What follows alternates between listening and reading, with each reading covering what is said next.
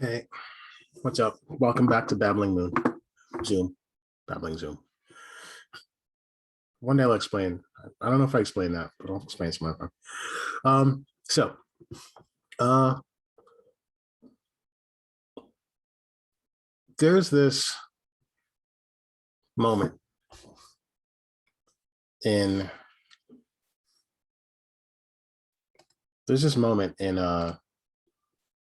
Dune. I went back and rewatched it.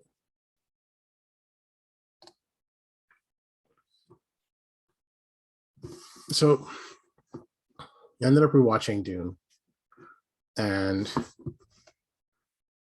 at one point near the beginning, I kind of laughed. There's a sequence of events, right? Movie starts off, you get the backstory from Shawnee's point of view. So you see Dune, the wars, the fighting over Harkonnen, and the fact that they left. And the next shot is Paul sleeping, rain running down his face. It's there for like a bit, for like a few seconds, and then cut to the next morning. He's sitting with his mom, Lady Jessica, and they're just eating and talking about dreams and showing him using the voice. Jump a few scenes more, and we cut back to this actual same shot. Him sleeping, it's raining. And this leads into the Gum Jabba, which kind of made me laugh, because that's when I realized what's been bugging me. One of the two reasons that's been bugging me about this movie. This shot has been used. This is a single shot about this scene is all about the Gum Jabba. The scene that usually is the first thing that happens after the dream in the books, and I think is the first thing that happens. Paul sleeping, he's awakened by his mom. He goes to see the Reverend Mother. Gum Jabba scene, blah blah blah blah, done. And I haven't rewatched the original the sci-fi channel's version of Dune, but I know the 84 version and this version did not start with the Gum Jabba scene. It tried to fill the world first before giving you this little bit. Now, I'll tell you why in a bit.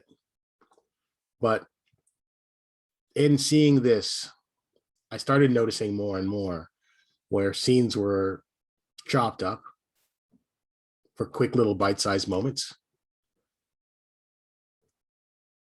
And it kind of is what messing with what my biggest concern with the movie was in my review. The movie never lets Villeneuve, he doesn't let the scene breathe. In his Blade Runner movie, he actually let the scene breathe, but a little too long. So there are beautiful sweeping shots of everything. It was really nice. And he gave people time to just act through the scene. And this is kind of the opposite. There's a nice scene going on, but he chops it up so much that you're barely getting to see most of it. It's kind of the Zack Snyder approach. Sorry. So Zack Snyder approach to storytelling, where he doesn't allow a scene to breathe and have time in it. We don't have time in that area. He just wants you to get the general idea of what's going on, move on to the next scene. Same here. So that's why it's funny that I caught this little bit, this one little shot, and realized what happened here, what could have been, but what didn't happen. So this leads to another story part. So let's go to my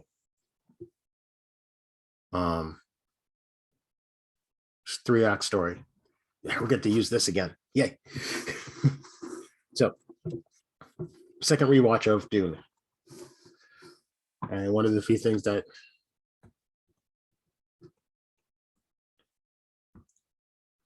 So on a second rewatch of Dune, um, again, I was intrigued. I was captivated by it. Somewhere in the midpoint of it,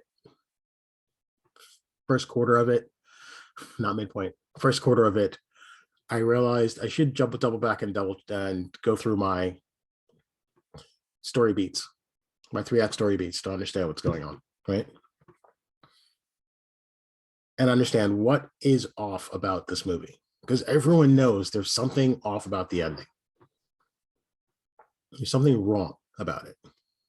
And no one can really, I don't think anyone can put a finger on it. And I think I figured it out why. So the normal day is basically the preparation of leaving, right? It's them going to do.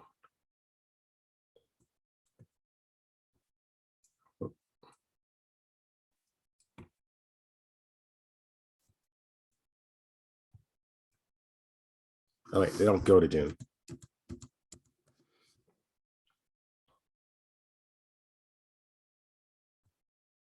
They're moving out. Maybe they're moving to Dune.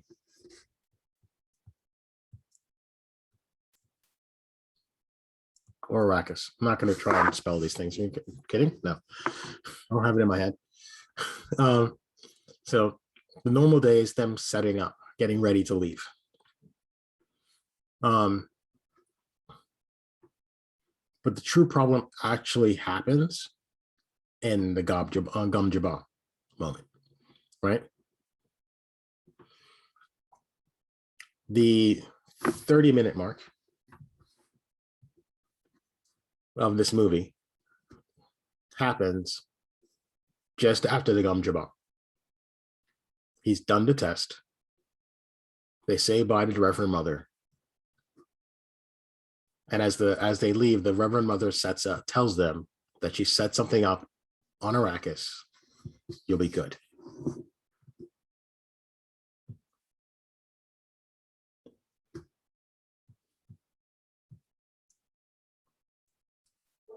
And Paul has this conversation with his mom.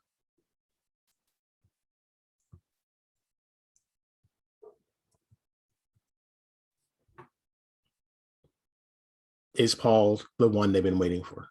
The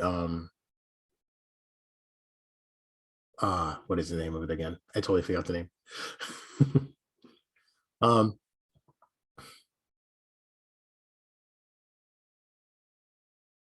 Kwisatz Haderach. That's it. It's Paul the Kwisatz Haderach. And this sets up the rest of the story, right? This sets up the second act. So from here on in, it's basically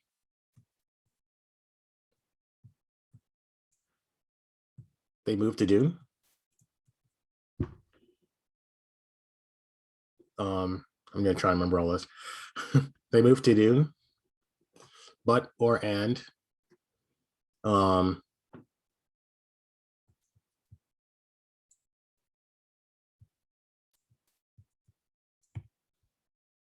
the sea/hear the prophecy.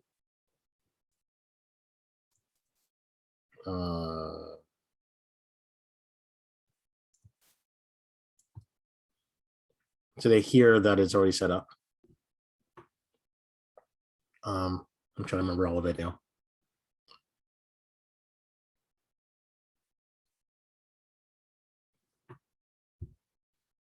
They try to set up a meeting with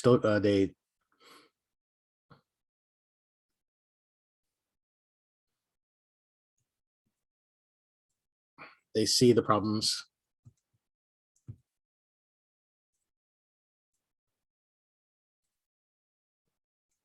left by the Harkonnen.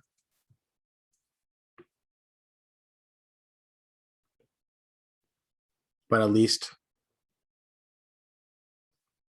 they have some working with the Fremen through Stilgar.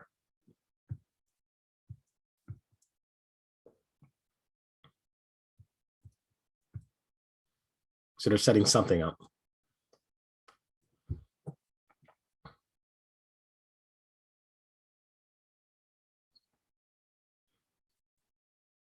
And even in this scene, Stilgar does look at Paul and says, "You're familiar."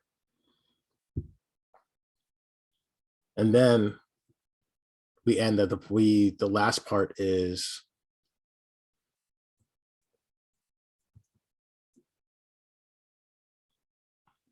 the spice harvester.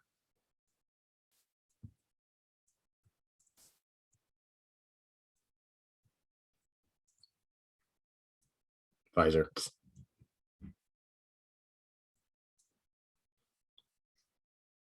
Yeah, I'm spelling it all wrong. Just get over it. Um,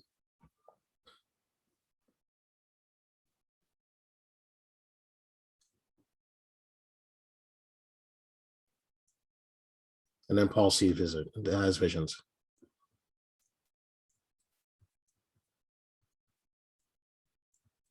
because of the spice. Right. So this is all setting up the Paul is the one scenario. And it's when they first walk in, there's the chanting, there's the mother and child chanting, all of this stuff, slowly setting it up. Um, as his dad starts making connections with the Fremen, it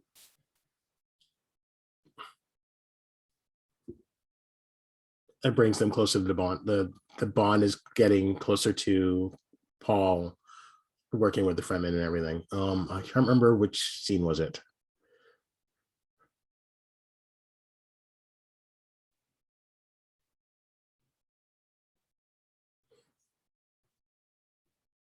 I think it was again. It's been a while. I'm trying to remember it all. I think in Act Two is where they try to kill Paul as well.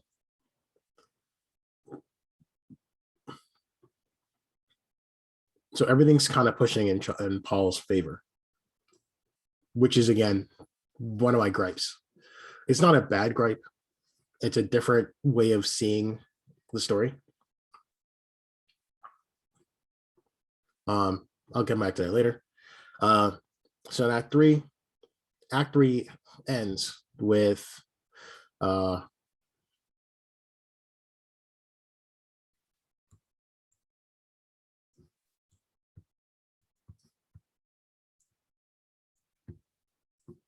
the fall of House Arrakis.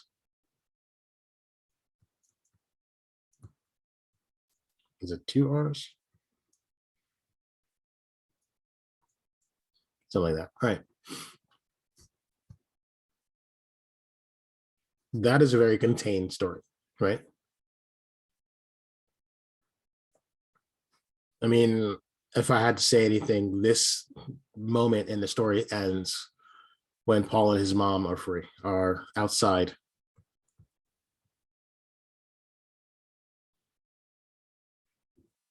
They're outside just looking at the devastation of their castle, of their town or city. That's it. Right. That's a very contained story. That's also half the movie. I paused the movie and I still had half the movie to go. Maybe a little bit less than that, but that's generally half that movie. And this is where everyone starts falling apart. They start losing it. As beautiful as the rest of this movie is the second half. Uh, the problem is that there's no stakes. It's just lingering, and you're just waiting for an ending. This is where the problem goes. This is where the problem starts with Villeneuve's version of this movie, and he actually could have fixed it in one scene. So, hear me out.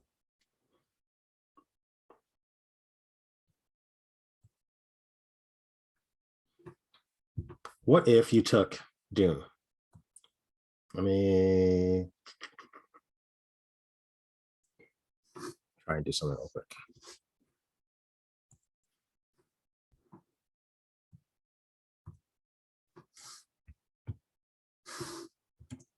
That's not what I wanted. There we go. So what if you've ever seen different graphs for three-act story, one of the graphs that I've seen kind of looks like that. Where they kind of break act 1 and 3, and then they say 2A, 2B. I never liked this one. I really don't like this one. But in this purpose, what we're going to do is twist this version into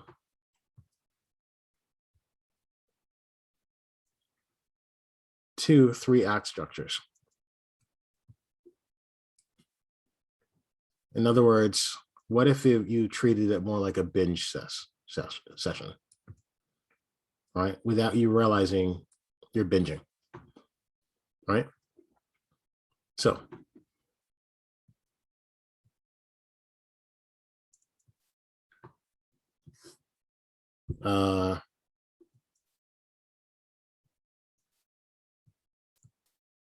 what if the first half of this movie was the story about House Arrakis, right?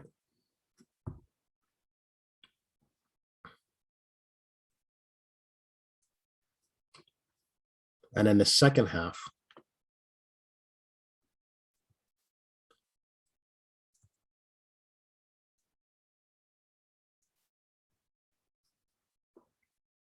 was about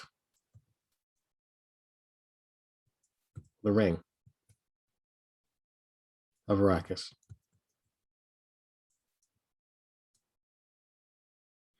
What do I mean by that? So let's get back to this.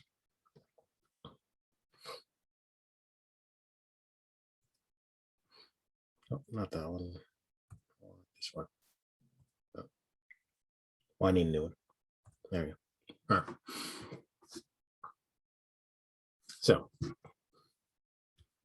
let's go back to that point in the movie. The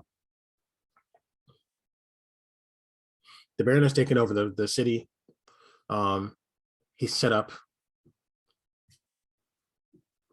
So okay. So as we're sliding into Act 3, we're running through the middle of Act 3, right? The ships are being attacked. Everyone's scrambling. People are dying left and right. Duncan's run out with his crew to fight the Harkonnens and the Sardaukar. Meanwhile, Paul is taken with Lady Jessica onto the ship and they're flying out. In this moment, while it is in Act 3 for the first half, in other words, the fall of the House of Atreides. I spell Atreides wrong. That's funny. All right. I don't know why I spelled it wrong. Moving on.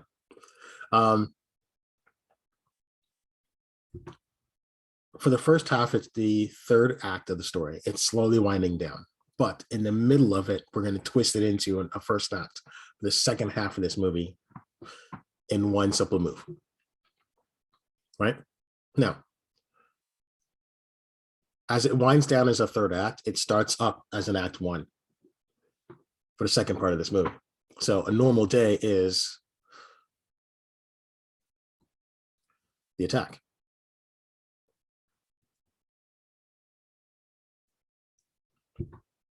Their normal day now is being attacked by the Harkonnens, being attacked by everything. Everything's freaking out. And in the midst of all this stuff, the Baron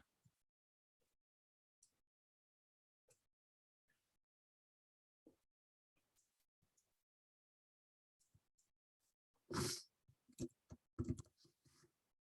can't spell. is hovering over the Duke and actually gloating instead of just kind of talking quietly, meandering. It was a really boring scene. And again, very chopped up. And that's what bugs me about the movie. What should have happened was it should have been chopped up to mirror anything that Paul's doing. That should not be in the scene. Let's focus on the Duke. Let's focus on the Baron. You're constantly undercutting the Duke by showing Paul. My problem. Again, the problem was really in the editing. So, in the midst of this conversation, the Duke notices one thing. The ring is missing.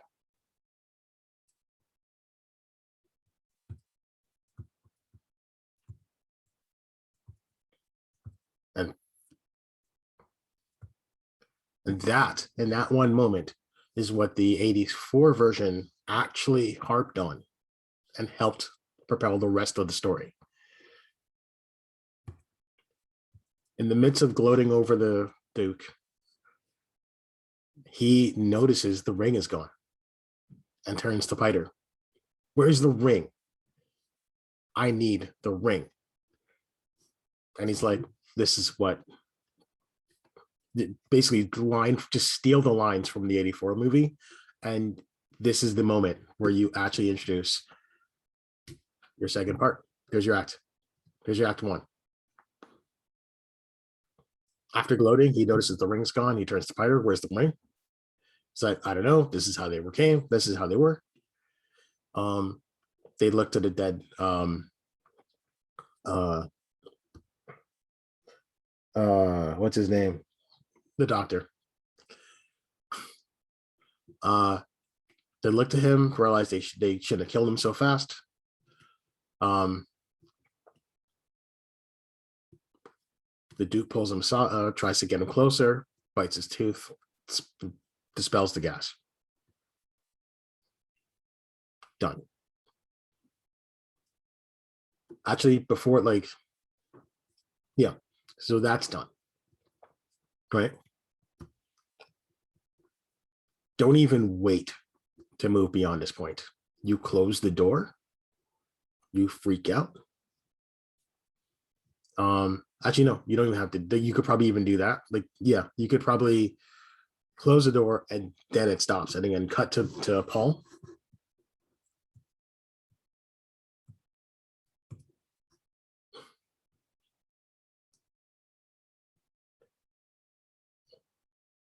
And his mother survive. And you could have that entire scene where they're sitting in the tent talking. They're alive in a tent.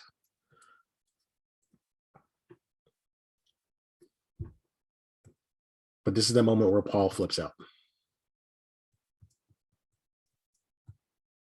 and flips out on his mother. Done. Simple as that. All right.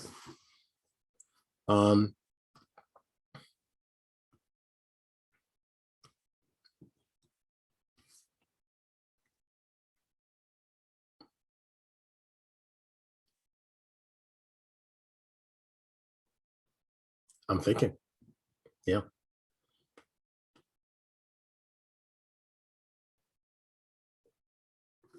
This is what I'm thinking. What you can do is move this over here to the second part.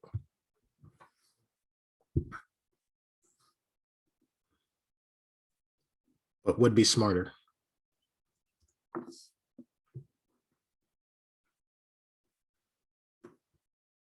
is you could have Paul escape. Paul lady escape.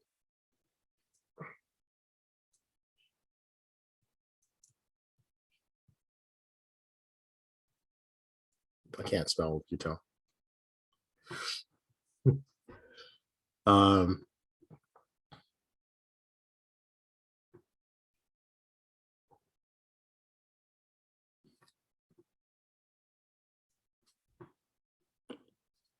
Yeah, you can have this moment where it's just like Paul and Lady Jessica are captured and they escape. Um,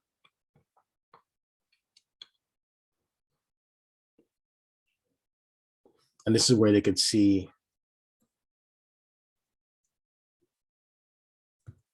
the fall of the city.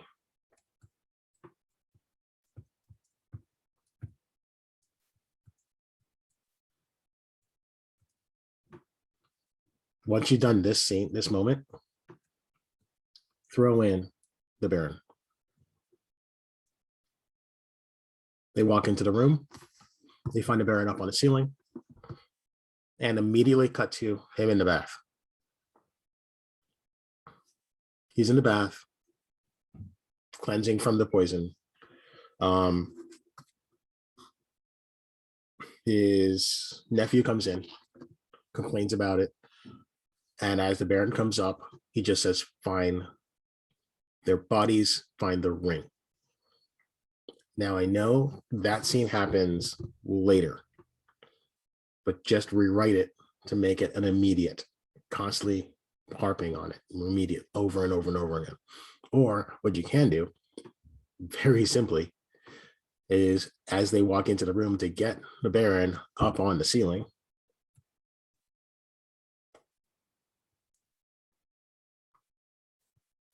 right there is where you can say, "Find the ring."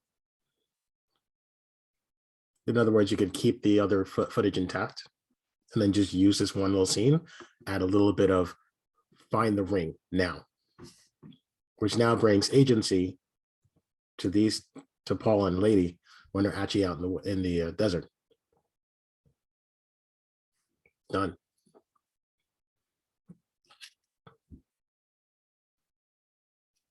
From there, it's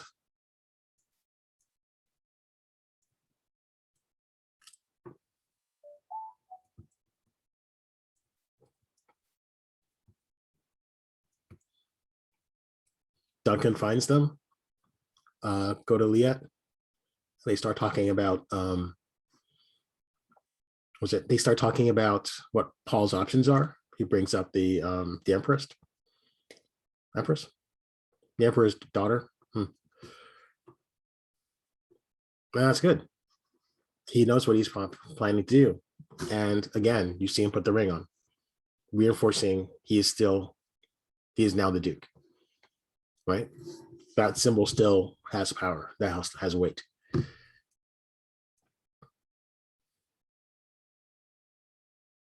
And at the end of that, as the highest stake of all, Paul's dream comes true. Dies. Duncan dies. So now when you're into Act 3, all you're left with is running again. They fly into the storm.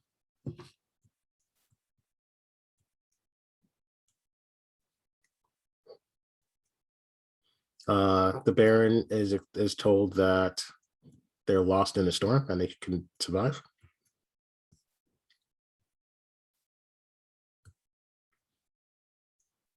Paul meets with the Fremen.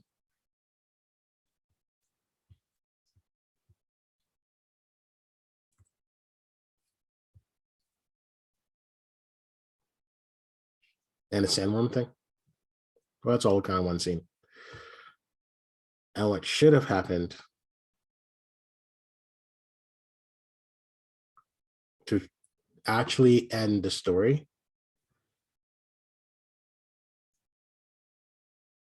Paul should have gotten a new name.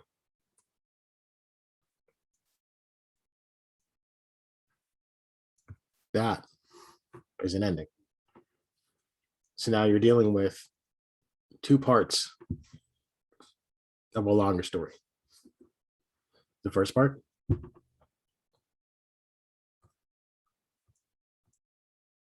where is it? Not having that day. Not having that day. All right. So the first part is a story about them moving in and dealing with owning Arrakis, dealing with the spice mines of Arrakis, the mining of Arrakis, I should say.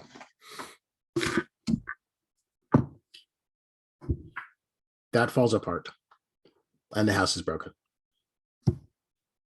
as we're told. That's halfway through the movie, and as that moment is wrapping up, you plant the seed of the second part, where the Baron is now focused on the ring. He's gotten Arrakis. Now he needs the ring to cement everything, and that one little moment propels the second half of the story. Now there's stakes. Because this moment was left out of the movie, the rest of it feels like a slog because you don't know why all of this other stuff's happening. Stuff's going on. They looks all beautiful, amazing. Heck, the Duncan fight is amazing. Thank you, Jason Momoa. But again, there's no stakes. There's no drive.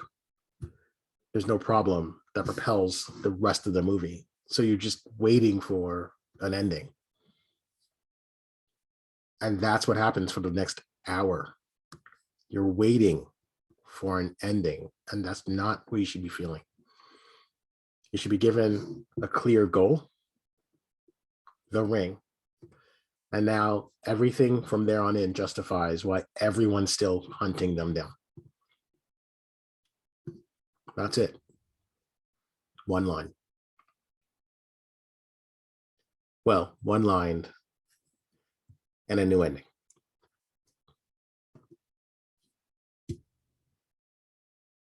So now when you get to Dune Part 2, the first half of that is Paul Muad'Dib. Done. But again, spoilers for anyone who didn't know that. Simple as that. Gosh, you would have justified all of it if you just ended with him getting a name. All that mouse looking, all the mouse things. No one understands what's going on with the mouse. In fact, we have to wait for another movie to understand what the heck's going on with the mouse. Man. Really. All right. Well, I spoke my piece. Hope you all enjoyed the movie anyway. I did. Yeah.